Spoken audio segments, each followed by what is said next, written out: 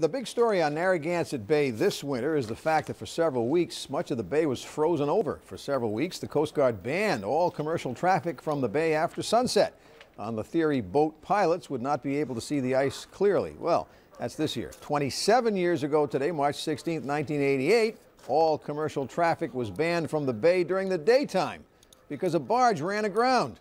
Today's flashback comes right off the noon news that day.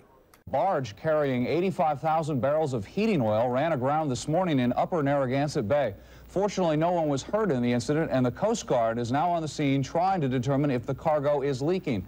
Newswatch 10 reporter Frank Coletta is out at the Rhode Island Yacht Club in Cranston. The barge ran aground a few hundred yards offshore. Frank, what's the latest? Frank, you should be able to see the barge over my left shoulder here. It ran aground at high tide. The barge was headed up the bay with a load of 85,000 barrels of No. 6 heating oil. Its destination, the Sprague Terminal off Allens Avenue in Providence. Barges have no engines. They need tugboats to tow them to port. The person operating this tugboat ran the barge aground in 20 feet of water, apparently because he misread the bay marker buoys.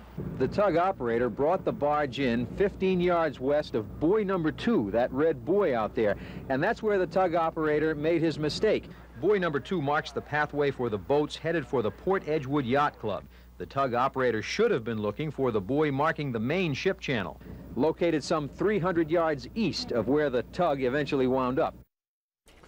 Oopsie, costly mistake, right? And what a shame, right out in the middle of Narragansett Bay, and I couldn't do any quahogging. Not that day, anyway.